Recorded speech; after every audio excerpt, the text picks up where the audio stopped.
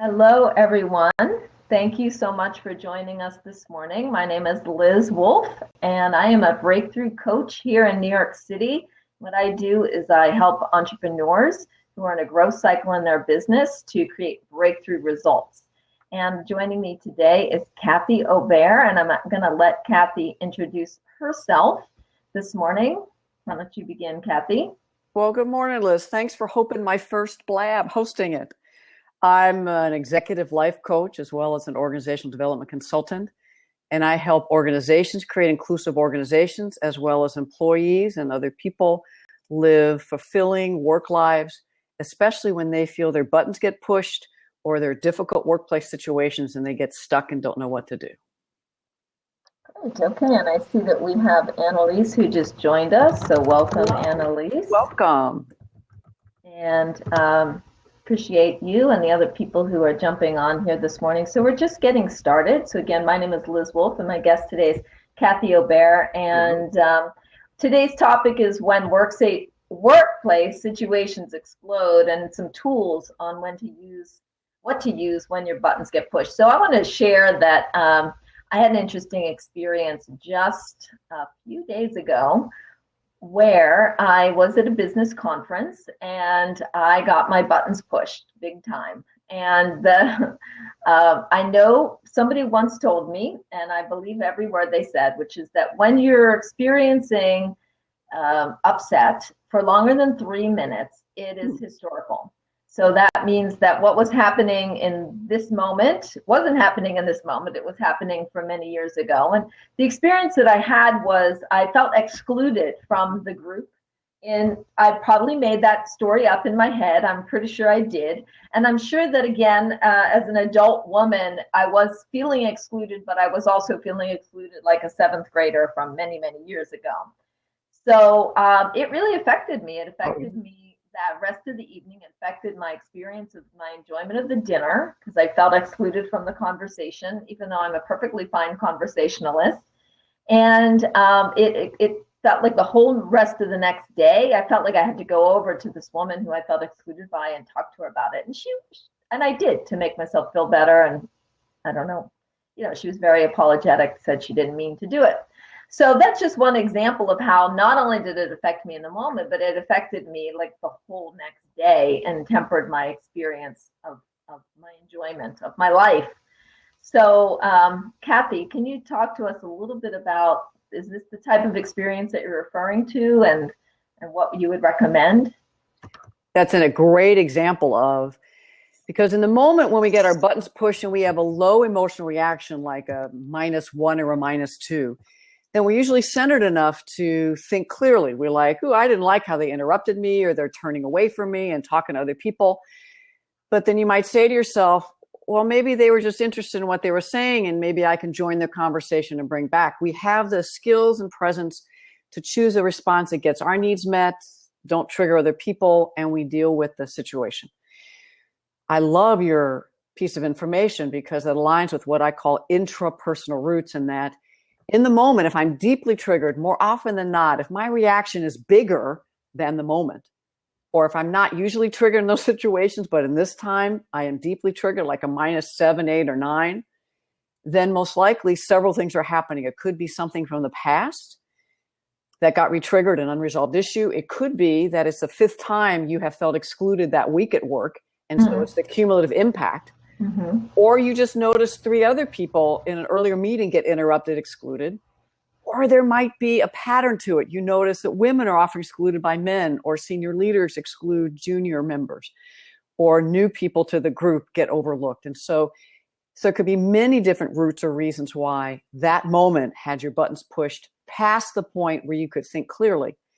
The other point I love about your story, and you just gave me this idea, so thank you, it's like a hangover. Because yes, that's exactly what it felt like. And the next morning you were still obsessing. I so relate. It could be the next morning or later in another meeting. I'm still thinking about what happened, and so I miss what's happening in front of me.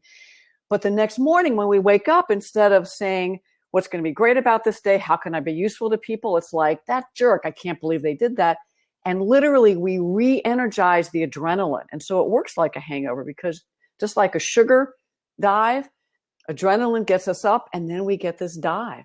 And so if you rethink about it, you're back almost in that high of adrenaline, but you're distracted, you don't think clearly, and you go to work not able to be present and responding effectively, you're still in the past. It's a great example, Liz. So I'm interested in these various levels. Can you tell me more about that before we get more into the tools? Tell me what you mean by that. I used to think I was either triggered or not, and because that was my experience. I was either even keel or zip out, like I'm flying 100 miles an hour, either in rage or fear or anger or frustration. I've learned through research and people telling me stories that actually now I talk about a scale from -10 to +10. And the first time I heard the scale was Martha Beck, someone I trained with to be a life coach. And the idea that if I'm at a 0, I'm in a pretty even keel space. I'm not triggered. It's not that I'm numb or I'm checked out. It's just that nothing's re-stimulating feelings. I could be at a -2 or like a little irritated, or a +2, a little excited, and still be able to make sense of things. Most people think you're triggered into negative feelings, which is probably 95% of the time. But I just created this positive end of the scale up to +10 because I could be so excited talking to you. I forget my thought. I get distracted. I don't know where I am. And then it takes me a while to get back. Or I'm so excited or passionate about an issue in a meeting, I forget what I'm talking about because I'm just so full of emotion. Most of the triggers, though, are -1 through -10. 1 through 3, I'm usually grounded enough. People can usually think clearly. They notice they're a little nervous. They're a little anxious. But they're like, okay, I can do this. I can make a difference. 4, 5, 6, it's like you're getting knocked off your game. It takes more skill and energy, presence to get back. To be honest, when I'm a 7, 8, 9, or 10, I've already made up stories like you did in your example of the people, and that's when I'm spinning. It's like I put a CD in. I guess it should be I'm down tuning in iTunes story, right? Just to be current. And I can't get that song out of my head, and so I just keep re-triggering myself. It takes a lot more effort when I'm so triggered at 8, 9, 10. Literally, I was training someone just 2 days ago, and they said, when I just said that, I was out of my body. I don't remember what I said. That's an example of like a 7, 8, or 9.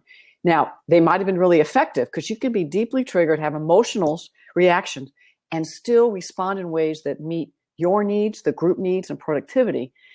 And yet, most of the time, when I'm triggered at 7, 8, 9, 10, I'm more distracted and I just don't think clearly, and I say or do things automatically out of a habit that often undermine what's going on, especially like you mentioned, if I'm really fighting an old battle or it's an old issue, it's really not about what's happening in the moment. Yeah, and I want to go back to what you just said a moment ago about there being a positive side to it, which also in the work world, you just made me think that, I get very excited about things, but that can be really distracting. Yeah. So, maybe I'm working on a particular project and I get excited about something else. And before I know it, I'm distracted from that project and I'm working on some other project. So I could see how it would be detrimental. Maybe I don't feel bad when that's happening. I feel good, but later I might feel bad because I didn't get done when I said I was supposed to get done. So I could see that happening as well. Very much so. Okay. So now you're working on a book right now that is all about this. So tell us a little bit more about that, and then I would like to hear some of the things that you have in your book that can help us handle these things. Well, I'm so excited. I'm working with the Difference Press because I've been trying to write this book for a little while, and I finally found a publisher that's helping me get it out to the world. I want to be able to share with people that it's normal to feel deeply triggered in difficult situations. You don't have to add fuel to the fire. That even if you are deeply triggered and have that unexpected emotional reaction, you can in that moment use some tools and skills to de-escalate your reaction so you can choose how you want to respond. It may just be pausing to look at the landscape to see what's happening. It might be going inside to see what's really going on. As you did, it's like, ooh, this feels old. Mm-hmm. Yes, the person turned away from me at dinner, but this feels like my dinner table at home when I was growing up. Mm-hmm. So there are a lot of tools I want to offer in the book. In addition, I have a 7-step, the triggering event cycle. Mm-hmm. Every moment that we have that unexpected wave of emotion, actually it's faster than snap, we feel these emotions, and they don't just happen. It's not that people made me angry or made me sad or embarrassed me, humiliated me. That's giving all my power away. I want people to know in this book that, in fact, things happen around us all the time. Much of the time, we don't feel triggered. We don't have an emotional reaction. We could be in difficult situations and respond effectively 95% of the day. It's just that one meeting or that one dinner or that one phone call that sets us off. And in those moments, what's really going on for us? And it's a 7-step cycle that if we're present and we realize we are triggered, we can, it's almost like, I got this from my friend Sam Killerman, it's almost like you're on a rotary. They have them in New England where I used to live. You come to a spot and you go around the circle and you try to get off at different exits. But if you stay on that circle, you'll never get off. So that was the obsessive thinking you talked about. So the tools that I have at each of these steps of the 7 steps of this triggering event cycle, it's like you can get on this off ramp and go to a different place. It's almost like you may call it a higher level of thinking, but it's a less triggered.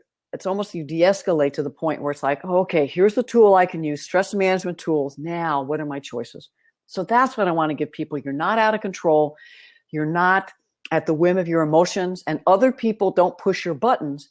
You, in fact, when you feel triggered, it's like, ooh, I got some control here. What can I do to respond effectively, not add fuel to the fire? Okay, so I love the idea of the rotary. I've been on those things myself, and what's great to relate to is as I'm driving, and of course the GPS is saying, take the second exit off the roundabout or whatever, and I'm driving, and it's like, is that the second exit? Is that the second exit? And you can end up going out, and then not only that, but there's also cars coming on at the same time. Yes. So you're both trying to get on, get in the right lane, get off of the right exit, and not get killed by the bombarding people who are coming towards you. And that's exactly what it feels like, I think, in those moments, trying to sift through what's important, what's not important, and those deeply reactive moments. You know, I literally had a flashback to a time when it was like at the lunch table at school or something where, where somebody gave me some advice this past week, and it's been ringing in my ears, some coaching actually, which is don't think for other people. That's good. It was interesting because I got it twice in the same, within 2 days. He forgot that he gave me the coaching the first time. I did it again, and then he gave it to me again. Sometimes I need to hear these things twice. And I think that's part of what this is about too, is that I'm deciding that they're excluding me. So part of the process is all those immediate decisions that I make that's triggering it because I'm deciding that they're excluding me. Maybe they're just having a conversation and they're not actually excluding me. You just demonstrated one of the key skills. Once people realize they're triggered, now they could be anywhere in the 7-step cycle. But if they go to the rotary at step 3, where they realize, what story did I just make up? What's the CD I put in? Then they can change the story, shift the story like you just did. Maybe they're feeling anxious, and so they turn to someone they feel comfortable with, and they don't know me well enough. So what if I listen to their story, engage them, and then enter and ask a question that might build a relationship? So whatever it is, I was just doing a training on triggers last week, and someone said, but what if your original story was right? What if they are excluding you, interrupting you, talking over you, think they're better than you? Mm-hmm. And what I know is when I think those stories and I trigger myself, I'm not able to stay engaged. I'm adding fuel to the fire, and I feel horrible. So even if I change the story and I was right the first time, but if I change it to they're just excited about what they're talking about, it has nothing to do with me. Maybe I can learn something if I listen. Ooh, I can add, I can help them. If I change those stories, think about those, I de-escalate my emotions, I'm more centered, and I can engage differently as opposed to pout, pull away, or get irritated and come in, and then they really don't want to talk to me. So that's one of the first tools is recognize your story. What are you thinking? And then get off on that off ramp and change your story. Whether it's true or not, the first one, I'm more grounded and I engage more out of my core values of respect, dignity, kindness, building relationships so that I feel better and I'm more useful and effective. So let's go through these 7 steps because I'm very intrigued by this right now. Now I know step number 3, which I just typed into the chat, but do they have a flow or they do start at any place? So tell me about that. So they do have a flow, and I have over the years found, I think they always happen, and yet we may not recognize. Many people don't even know they're triggered till literally the day after, or it could be a while. because they just think, well, you pissed me off, so I deserve to treat you the same way. Step one is the stimulus occurs. It could be you're telling an idea in a meeting and nobody listens to you, but 3 minutes later, someone else tells the same situation and everyone loves it then. And that person happens to be a higher ranking person, or a man and you're a woman, or they're white and you're a person of color. And so it triggers you because nobody listened to you the first time. So that's the stimulus. The next step is those intrapersonal roots, those historical issues you mentioned when we first started. And that's pretty unconscious. When I'm triggered, let's say I'm driving down the road and someone cuts me off and I'm irritated, I don't even know why I'm triggered. It could be I'm late to work, I'm sick, I'm tired, and all that's going on. Or that's the fifth time somebody cut me off while I'm trying to get to work, and it's cumulative impact. So those are some of the roots. Or I feel unsafe and it reminds me of a time I got in an accident that was not my fault, and all that could be unconscious. Most times when people realize they're triggered, it could be when they hear the story, and that's at step 3, but usually it's at step 4 when they start to feel the reactions. And that could be they notice that they're starting to feel scared or irritated, or they're tearing up. Or usually it's the physiological reactions at step 4, because you get emotional reactions, physiological, and then just self-talk goes off. Mm.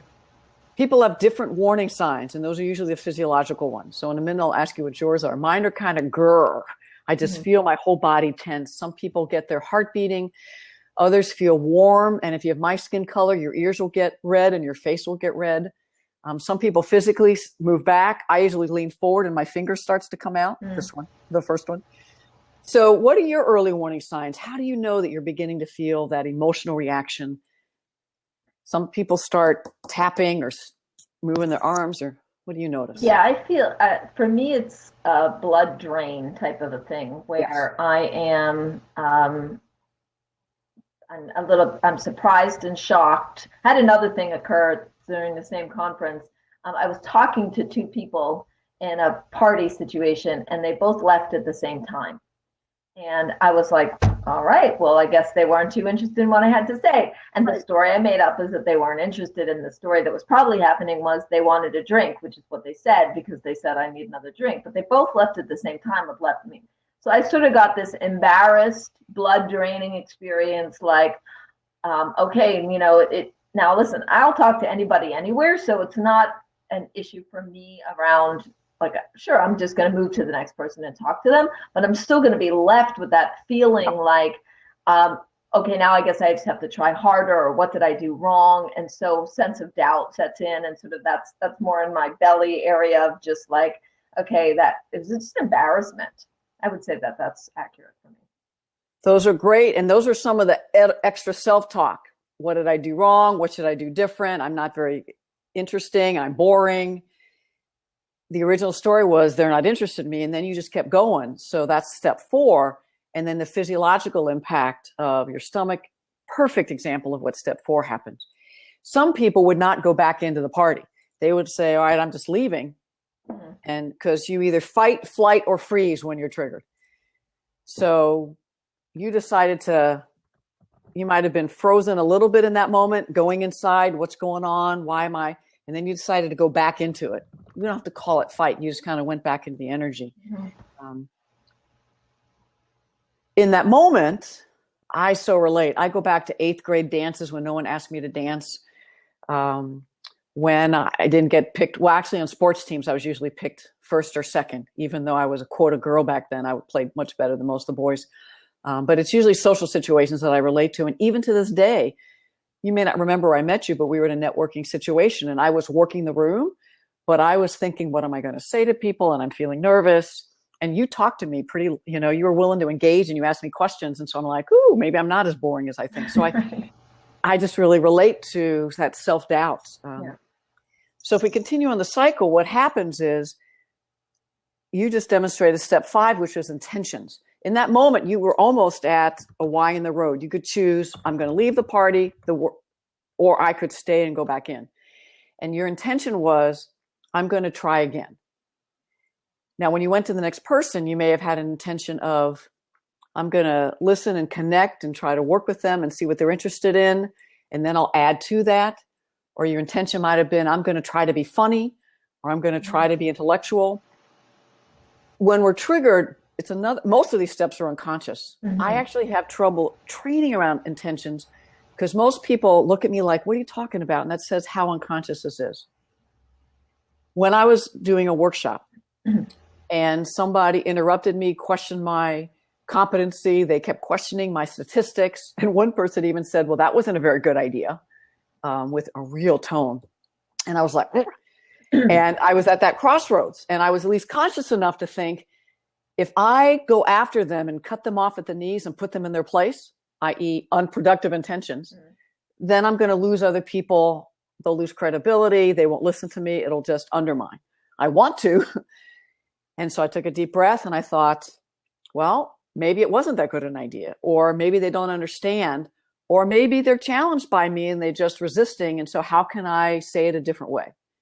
So in that moment, I changed my intention and I chose to, let me see if I can help them learn and not take it personally. And so I asked the group, actually I said well, maybe it's not that good an example. What do you all think?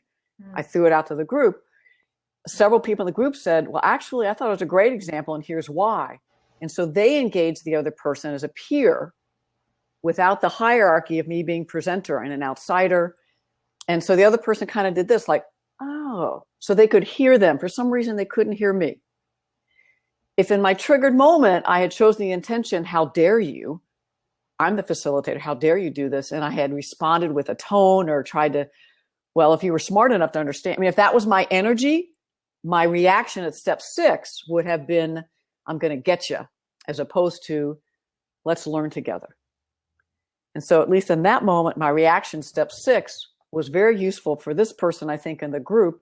It also built the norm that people can teach each other and they didn't have to have a facilitator, which it was a team development workshop anyway. And so that worked to that goal. And that person, I had about 8 more hours over 2 days. That person did not publicly undermine me, critique me, challenge me again. And they seemed engaged when they were in small groups. So lots of wins. So in that situation, step 7, which is my reaction when I'm triggered, either can be useful or can be a trigger for me or trigger for others. And then the cycle just continues one on top of the other. And then that's a complexity that you mentioned earlier. So that's the cycle of a triggering event. So you're bringing up something interesting that I had never thought of before, which is the that the reaction that I can be triggered and I'm not even thinking about their trigger. I'm only thinking about my trigger. And that's funny because that just shows how self-centered my experience can be around myself and my own triggers, because that's all I'm thinking about in that moment is how I'm triggered. Or actually, I'm not even thinking about that. I am just being triggered by it.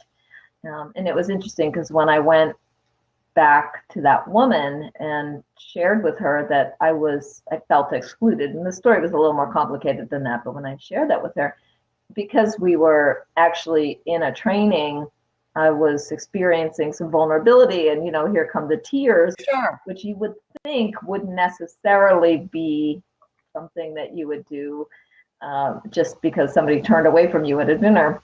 And she was very apologetic. Like, she didn't want to hurt my feelings at all. And she acknowledged that there was some interaction there, but so now I'm bringing up for her some experience that based on my experience. So I could, again, we're in the roundabout, and now we've got several cars on the roundabout. Right? It's not just you, it's all of us driving around the roundabout.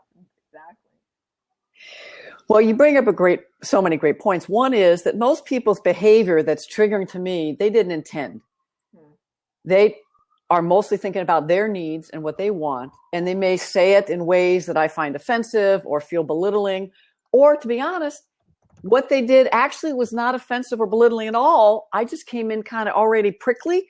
And so whatever someone said, now that wasn't necessarily your situation, but I've gone into meetings where I'm so tired, exhausted, I don't feel well, I'm worried about the next meeting, and I'm distracted that when anyone says anything, I've kind of misinterpreted and I may go into fight mode. So just because I'm feeling triggered doesn't mean the other person did anything wrong. So I love that you went back and had a conversation, because that person may have just turned away and not meant to dismiss you. And now they understand that you care enough about that relationship, and you then maybe had more of a conversation that they realized, oh, we could work together, or we could have a future connection. And so going back honestly to say, and this one of my mentors taught me that, the saving face, you probably do this all the time. My guess is you didn't recognize what was going on in that moment for me. Or my guess is last night when I was talking and you turned to talk to George, you didn't notice I hadn't finished because my voice is kind of soft. And can we talk about that moment? Because I really want to connect with you more. And I just was a little put off and I was afraid maybe I offended you. So you might notice I gave several different ways that person could come into the conversation without being wrong. Another one could be, I might have misunderstood what you said, but that moment I'd like to revisit it so that we can really understand and work together. Now, it's taken me years to be able to find those entry points to go back and talk about a difficult moment, either in the workplace or in your setting. It was more of a work social situation. But it shows that I care enough about that person or that our working relationship that I don't want this to get in the way of me. And then the other point you were bringing up is, let's say I was the one at that work meeting dinner. It could have been what I was saying triggered her, and that's why she turned away. But in that self-centeredness that I so relate to, I'm only thinking about me and not what I had just done. Or maybe 2 minutes ago, I said something that irritated her, and she hung in for 2 minutes but couldn't stay there any longer. So part of the tools that I talk about is asking yourself, what could you have done that moment, just before, or even earlier that week? I've been in meetings where I was in a great mood and somebody else came in irritated. And when we talked about it, they were frustrated because I had just sent an email 2 days before that they felt I wasn't being inclusive or that I forgot to mention their contribution to the work. And then I apologized, and all of a sudden their mood changed. And then I said, why don't you go ahead and start with what the ideas you had? Because I thought they were great. And so then I changed my behavior to recognize and honor and position them differently. And I may have been just moving quickly. I didn't intend to exclude them. So the point of what we've done in the past could be why someone says something that then we feel triggered. And to have the relationship that we can unpack all that and recommit to our connection of wanting to be respectful, treat each other with dignity, work with productivity, support each other's success. That's what we want in the workplace, so long as people don't have hidden agendas and aren't competitive. But I think you can build relationships truly built on mutual respect, success, productivity. So tell us more about some of the tools now that you would recommend that we can use in those moments. Triggered them. So you've mentioned a couple. You can recognize your early warning signs. And sometimes in workshops or I talk to people, I'm like, well, ask your friends or talk to the people you work with or ask your supervisor, because they probably know when they're trying to give you feedback what your early warning signs are when you feel triggered and you get defensive. So get real clear what those are. And then, because the more you recognize them, the sooner you can recognize in the moment you feel triggered, and then you can do some stress release. And it could be as simple as taking a deep breath. If I have a table like I do now, I can, under the table, just be flexing my fist. No one knows I'm doing it. Changing your thoughts is step 3, like we talked about. If I anticipate I'm probably going to feel triggered in a meeting, then I could literally have written down 3 or 4 mantras that I can say to myself. They're doing the best they can. I want to show up and treat people with respect. I know what I'm talking about. Because some of my triggers are that self-doubt. I'm doing a new presentation, like this new blog. Sorry, blab. I can't even say it right. So the 5 or 10 minutes before, I was like, I've never done one. Will I come across? What should I wear? So I was psyching myself out. So I tried to do it the other way of, I've done webinars, I've done teleconference, I can do this. Liz knows exactly how to do it. She'll throw me softballs, I'll be fine. And so I used those self-talks actually premature because I anticipated I might feel triggered and I was feeling a little more anxious. So you can do all those when you're feeling triggered in front of people because the external situation happened, or you internally trigger yourself like I did before the blab. The truth is, and you may have heard this before, we can only focus on one thing at a time. And so if I'm thinking about negative thoughts, they're a jerk, I'm judging them at step 4, or I'm incompetent, I'm not good enough, then I can change it. You've probably heard this wonderful story out of Native American spirituality of an elder who was working with a young person, and the young person is all upset. And the elder said, there are two wolves in our minds. One is angry and aggressive and retaliatory, and the other one is kind and loving and of service. And the young person said, well, if they're fighting to the death, which one will win? And the elder said, whichever one you feed. And so when we're at step 4, we can see what we're feeding. Are we feeding those negative thoughts that rip down other people or get ourselves angry? Low self-esteem, question ourselves, or are we feeding the other side of that? We change our thoughts at step 4 of they were only trying to help. They were meeting their needs. So what do I need right now? How can I get my needs met? What does the group need? And you just get back on the path to help everyone. So shifting your thoughts is significant. But there are moments where it's usually when I'm doing this, the neck goes like this and I'm about to, or I feel that urge, that urgency, that I just need to take a break. And literally I can call a break in the meeting and say, we're meeting for an hour. Why don't we take a 5-minute stretch? Or I can take a break by just pulling back and just starting to take notes and not say a word. And it could be I'm taking notes about what I'm thinking and feeling, or it could be I envision what I want, so I'm changing my attitude. Or it could be I literally go think about something for like 30 seconds, like for me, being on a beach with a lovely beverage and just relax. And I just change my scenery inside. That will help me get de-stressed, and then I can come back in the moment. So any stress management technique, some people will do yoga. They might do a yoga stretch. They might do a little standing dog, whatever it is. Anything that you do, taking a break so you can focus on something else. Another key tool is your intention. And so you may not do all those other ones first, but if you take a deep breath, you say, as I respond, what do I intend? So I intend to educate. I intend to join them out of compassion. And to be honest, the best tool I have is to ask a question. To pause, not say a word, like direct. And all I do is say, can you say more? I want to make sure I understand. Can you tell me an example? Or if the person's really passionate, can you tell me a story about why you feel so passionately? Because if they're triggered and then I've been triggered off of their trigger, if I can just help them de-escalate, I'll de-escalate and we might find common ground. The trap for me is if I start to speak, someone says something, someone does something, and I say something, usually I've escalated my emotions. If I'm at a 6, 7 to 10, I'm not centered. I shouldn't believe what I think.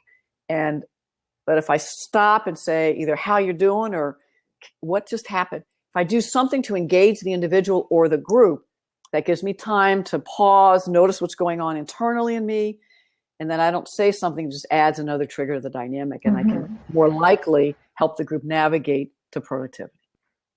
What did you think of those tools? I loved everyone, and I wrote them all down in the chat so that they're hopefully are set up there so people can have access to them. And a core message that is coming through for me is around this stopping, so taking a break, so stopping. And because I think one of the things that I do is I feel this incredible need to resolve it in this moment. And, I want to go and tell those women right now that they hurt my feelings or whatever it is. And actually, we had a bit of a walk afterwards from the restaurant back to where we were staying. And I hung back behind them and we were actually walking along the beach. And so that was my break that I was able to do. And then I still had that hangover. I would like the ability to, maybe this is something else you could speak to. I would like to have the ability to clear without needing to clear with people. For instance, the other woman, I had asked her if we could talk, and she said that we would talk on the phone, and then she wasn't available. And so now I'm like, well, by this point, I don't even care anymore. But now I have a little bit of an undercurrent of, I don't really want to hang around with her because she's, that hangover. It's like a long-term hangover. So is there a way to release these triggers without needing to clear with people, or just to let it go and move on? And I'll bet most people do it that way. Though if you don't clear, you'll hold on to it. And it's like a button. And if you get several of them, it's just because, and that's what gets pushed the next time something happens. So thanks for coming back to that. It's important to clear any and every, the smallest trigger to the biggest trigger. So to be honest, lately I've been working out every morning, and I'll wake up like a little, and then when I work out, I feel open and flowing, and it just literally my body naturally releases. If I still find I'm thinking about something, one of the tools I offer in the 7 steps, I'll have some worksheets. You can literally write out stimulus. What did the person say? What did it stimulate in me? The old stuff. What was the story I made up? How did I physically react? So what was my self-talk, my emotions? What was my intention? How did I respond less effectively? How did that impact me in the spiral? Right? And then there'll be a sheet. What did I wish could happen? So you either write that out. Here's what happened. Here's what I wish I had said, not as in get them, but what would have been helpful to think at step 3? What stress releases could have been useful? What intentions could have been helpful? What did I wish I had done differently?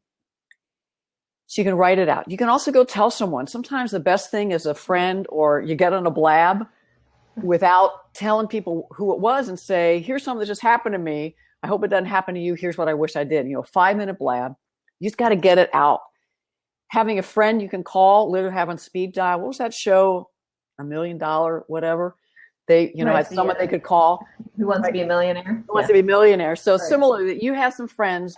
When I do workshops, I get people into trigger coaching groups, because you can't always go to a workshop. You can't always hire a life coach. So who are 2 or 3 people you have some trust with, some growing friendships with, that you have a relationship? You can either email to say something just happened. Can you get 5 minutes, or can we Skype real quick? Or they're like, no, I can't, but just write me and I'll write you back in 20 minutes when I have a minute. So just to get it off and out of you. So write it down, talk to someone, send an email. Or you may want to write a letter to the person that you like, never send, literally go burn it. So you make sure you never send it. And just that kind of ritual can help get it out. But here's the thing. This is what some of my key mentors, when I started doing this work, excuse me, they told me that every trigger is actually a gift. And I kind of looked at them, they say side eyes, the kind of thing today.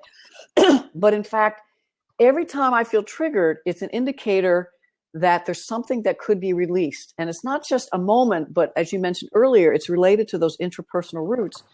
So if I'm feeling excluded or overlooked or not listened to, then, and it's a trigger, then there might be some old times that happened to me, or the cumulative impact as a woman or as a new employee. It's like, this sucks. So, but how to work some of those older issues so that when it happens again, I'm centered and I can say, well, actually, I wasn't finished, without a tone, but just to say, or to say, actually, I love your point. It kind of relates to what I was saying a few minutes ago, and here's what I was talking about. So I have those tools that I can use when I'm centered, but when I'm triggered, if I don't, because that wonderful Abraham Maslow quote that if the only tool you have is a hammer, everything looks like a nail. Yeah. That's the fight mode. Yeah.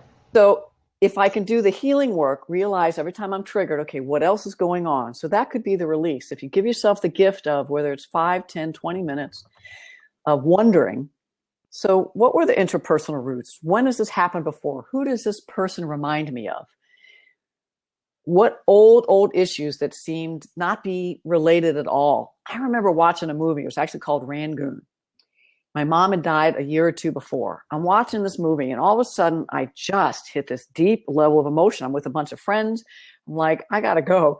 I go in the other room and just stay with my feelings. Oh, because I don't know why I was crying so much.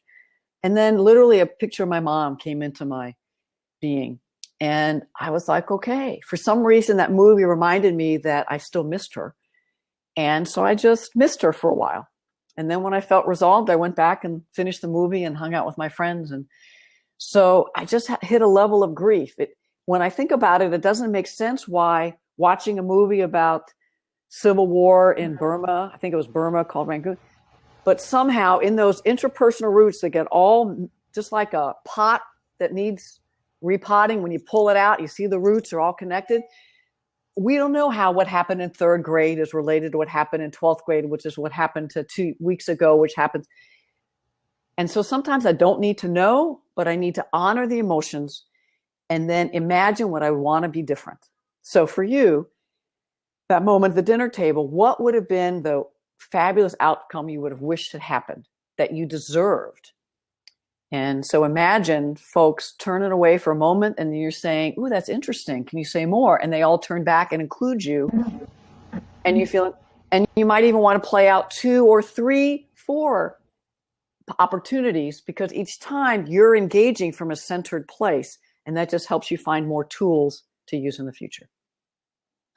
Yeah, I definitely had growing up an experience of exclusion in school, etc. And it's very interesting because these days, especially as I do more networking and because of the work that I do being with people, I mean, I got plenty of friends, and I'm married, I have kids, like I have a perfectly full social life, got lots of friends on Facebook, etc. And I'm warmly greeted by people, and I have a community at my church, and there's all that stuff. So anybody looking from the outside would go, yeah, that's all cool. And I went to a school function with my daughter, and there were 2 parents there who hadn't seen each other the 3 of us hadn't seen each other for a while. And when they saw each other, so I was talking with one of them, and they saw each other. It was basically they were having a conversation, and I was just standing there. So, almost exactly the same scenario as the dinner table. And what I did in that moment, and just to go back to your tools, is just to notice what was happening, and to the story that I was making up, which was they were excluding me. And I learned this really cool thing a while ago from one of the women that I worked with, a mentor. Her name is Marilyn Grayman, and she does a lot of relationship work down in West Village. And she would say, what's happening is they're opening their mouths and sounds are coming out. That's great. And that's it. That's all that's happening. And so when we were at the school function, I just stood there, and I was able to be present in that moment to just say, there are 2 women standing in front of me. They're opening their mouths and sounds are coming out. So instead of making up the story that they were excluding me, but see this, because the story I'm making up isn't just that they're excluding me. It's why I think they're excluding me. So that's Good. where it starts to get further in, right? So they're excluding me is bad enough, but they're excluding me because they don't think I'm interesting, or they, and then I start to go down, and it's like, what are you talking about? In my head, it's like I have to make up a story to fill up the reason. It's just, my mind won't stop until I've made up a story to explain it, rather than just saying, either just re-engaging or walking away or just living my life. I don't know. What are your thoughts about that? Oh, yeah. Or saying they're lost. I'm delightful. I'm engaging. Oh, well, I'll go find someone else that delights in me. You're talking about the tool. Some people call it tracking, be a participant observer. I use the same concept. I use the term panning. Pay attention now, PAN, because just like a video camera, you take or your iPhone on panorama view, you just get a picture of what is and just the facts. So that's what you were doing. So it took a lot of skill for you to not go to the story, but to say, 2 people, they're talking, they're opening their mouths, voices are coming out, they've got blue on, they've got a necklace on. That's actually a great grounding activity, just to notice. So whether you notice the people, or you just look around, you're like, ooh, there's a tree. That's an interesting picture. Wow, the light just went off. So anything to get you grounded in the present moment, either the people you're looking at, which takes a lot of skill because I would still be triggered by them, but you can actually look around your environment, just pan your environment. And what you did was no stories, no interpretations, conclusions, just the facts. That if you took a picture and you tried to describe, or it's a video with no sound, what would people say was actually happened, and you could prove it in a court of law. That's the skill. It's a great example. Yeah, you're reminding me of my daughter had sensory issues, as many children do, but usually goes unacknowledged and unappreciated. And we were on a bus going across town, and very crowded. It was on her way to school. She was wet. I guess I hadn't put boots on her, and her clothes was sticking to her. It was a crowded, wet bus situation. She was sitting. She was probably about 6 or maybe 8, and really having an emotional reaction. Of course. Really a strong one that was embarrassing for me and probably triggering me like crazy, but I just tried to stay focused on her. And what I used to do when it was really bad with her is we would just play this game of I'm noticing. And I would say, I'm noticing that the umbrella is red. I'm noticing that a drip fell on my head. I'm noticing that there's a sign that says, um, face plastic surgery, or whatever it is. And sometimes she would participate in some shit, she wouldn't. But it really just brought it down to that core experience of just what is in this moment. And that was really the best way that I could ever control those really big blow-ups that she would have. I love panning. I'm going to adopt that term, panning. Love that. Well, I know once I publish my book, it'll be in the book, but I also I'll have lots of other handouts that people can get to, because you can only put so much in a book. But that's just a great tool that anyone can use in the moment. And then as you were talking, I was like, there are times, though, I can try to do that, and I'm like, yeah, but. So it's like a jukebox. I push the button that says, all right, notice what's going around, just describe. And then I push the button that says, no, I want to sing this song still. And there's just some times where the only thing I can do is stop, walk away, literally. I remember being so triggered. I was doing a workshop with a colleague, and I was the junior colleague.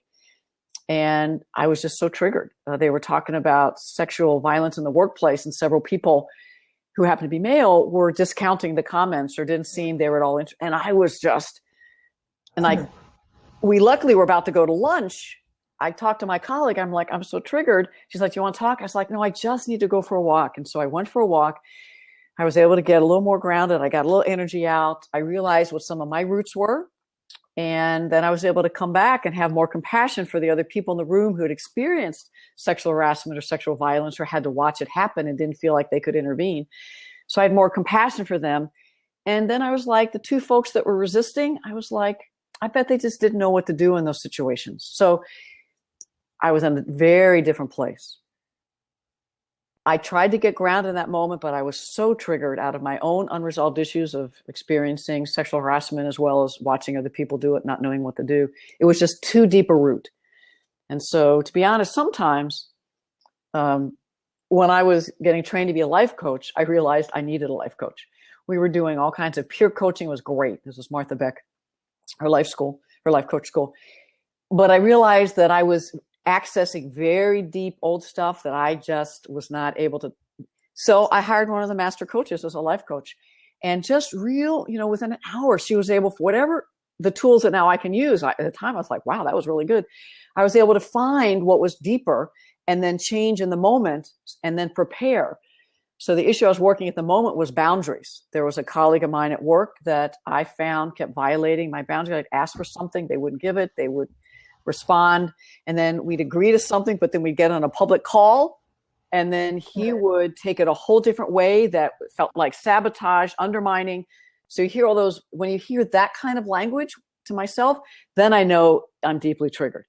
Now, it could all just be about his behavior at the moment, which was pretty outrageous, but there are other times in my life that I had felt undermined, embarrassed. So as I worked that, I realized the real issue was I didn't stand up for myself in those moments. I just backed away, got small, and tried not to get hurt. Does this make sense? Yeah. So I was able to learn some more tools about how to stay present, how to have some boundaries, and how to then speak my truth in the moment. Not attacking, not demeaning him, but say, wow, that sounds different than what we agreed to last week. Was it my misunderstanding? And just see what happened. Yeah. Yeah, you're reminding me that it's interesting how some people can be difficult, and there can be people in the world that some people experience as difficult and some people don't. So there was a very curmudgeon-y man that was at my church, and most people did not want to work with this man. And you got to understand, he poured hours into the church. He was doing finance, and he was doing the auction, and so he was doing a lot of things. I can't explain to you why, but he did not bother me. Now, and he's just like, I would have imagined that he would have, because he was very brusque and just sort of could be really, grating. And I think part of what made the difference for me is because he was helping me. He was doing the work, let's say, of the auction or fundraising, whatever it was. And I so appreciated him being willing to do that it overtook any feelings that I had. It didn't offend me. I'm not really sure why, but that just goes to show you that it's not about the person that's out there. It's about how I'm reacting to what's occurring out there. And why am I reacting to what's occurring out there is because of my own experience. I have this concept that I talk about, which is looking through the windshield of life. That's good. So, in fact, I saw a pretty funny Ellen little thing about this yesterday, which reminded me of this, which is that, we're looking through this windshield of life. And what she did, she put actual glasses on that had things on them so that you could see through them and see what you wanted to see. And that's what we do, is we look through this windshield of life, and we see certain things. And why am I seeing those things? Because those are the things that matter to me, or that I'm looking out for, that I'm constantly on guard for, and looking to be right about. So, one of the examples I always use is that when I was a kid, somebody spit on the seat in the school bus, and I sat almost in it. And it was a very humiliating moment. And everywhere I go, I see people spitting. Now, I live in New York City, so there are people that spit in New York City. But what I learned was that I'm actually looking for those people so that I can avoid them. Yeah. If that makes sense. I'm actually looking for them. So of course I'm going to see people spitting. I'm going to be looking for that. And that's, to go back to the conversation around the triggers, I think for me, if I can be aware of what triggers me, then I will know that I'm actually looking for it. Like I might actually be sitting in a meeting going, this is the part where Joe's going to start getting us off track, or like with the guy that you were talking about, yep, I'm going to have a conversation with him. He's going to get on that conference call, and he's going to take it in a totally different direction. But I'm literally waiting for those things to come up. And what's a great point is I'm waiting, prepared to respond, and I've already figured out what I'm going to do. Yeah. As opposed to, if it happens again, let's see where it goes. So it's a very different stance. If he interrupts me one more time, I'm going to let him happen. So I'm prepared with all the other times, and it's like I have a loaded gun. Oh, that's a horrible metaphor, but that's what it feels like. I'm ready, as opposed to, these are the things that could happen in the meeting.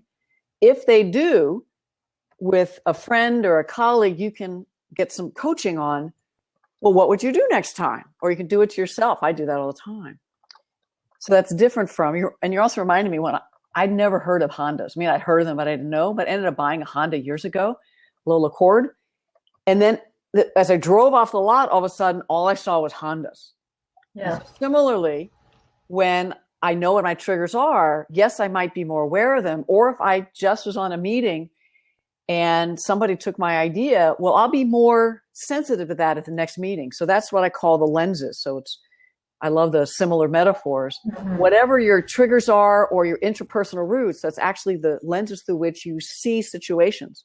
And that's why in a meeting, somebody might be triggered because it started late, or the leader answered their phone 5 minutes in. Somebody else doesn't care about that, but they're triggered because the person who gets selected to lead the project team actually is someone that always gets selected and is kind of the best friends of the supervisor. And how come I don't get selected? So it's what we bring to meetings influences what we see, and then what our triggers are.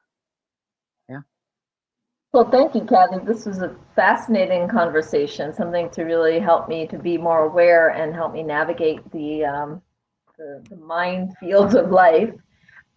It's just about an hour. People have been coming in and joining and then jumping off. We did record this so we can play it again. So I'm just going to paste again in your link to your book, which is in process of being written. And if people want to get in touch with you, what would they do to do that? How is the best way? Well, they can go to this site here and they can get onto my mailing list. I believe also my email is on there, Kathy@drkathyobear.com. It's DRKATHYOBEAR, Kathy@drkathyobear.com. They can tweet me at Kathy Obear. I also have a couple Facebooks one that's more about life coaching, one that's more about my creating inclusive organizations, which has a lot about issues of inclusion, equity, and social justice. So I would love to hear from folks, especially if they've got examples of triggers they don't mind me using in their book. That'd be great. I'm sure I have a few. I could throw you away. I have to say, you're a fabulous colleague and interviewer, and your ideas have actually helped me think clearly. And now the book launch is January 19th. And on it, with the Difference Press, there'll be 5 or 6 other folks. So if you join that book launch, and there'll be information, so if you sign up, you'll not only get to download my ebook for free, but you'll download everyone else's ebook that's also on that webinar. So there'll be, again, 5 or 6. And I think there are a couple webinars that day. I could be wrong, but you might get access to all 14 books that they'll be publishing. And each of the different folks, including me, will be giving away things for free. One of the things I'm intending to give away for free is almost a 10-minute video that actually will summarize the triggering event cycle we talked about, as well as some tools and strategies that people then can get access on my website if they want to use it in trainings, remind themselves, or share it with someone who gets triggered. And I'll probably have a few other freebies. So January 19th, I don't know what time yet, but if you sign up on my website, I'll definitely be sending out many informations about how to be there, because I would love hundreds of people to be there to get all these great free resources. Well, that is great. And I think that this topic is something that everyone should be thinking about, because I think we're just sort of like those zombies that go through life like, I don't, getting triggered left and right, and in many ways that we're probably not thinking about. So if we can slow it all down, use the tools that you have outlined here today and then in your book, I think that we might make for a calmer world and a more productive world for sure, because instead of spending the whole next day arguing in my head about something, I could actually get some work done, which is really what I want to do. Write my book, for instance. So I want to thank everyone for coming again. My name is Liz Wolfe, and I'm a breakthrough coach in New York City. So my website is abundance-prosperity.com. Let me see if I can write that. I'm impressed you can talk and do it at the same time. Your multitasking today is amazing. And you can definitely sign up for my mailing list. I have a webinar actually happening tomorrow evening. It's called The 3 Keys to a Richer Life. It's 7:30 on November 17th, a live webinar.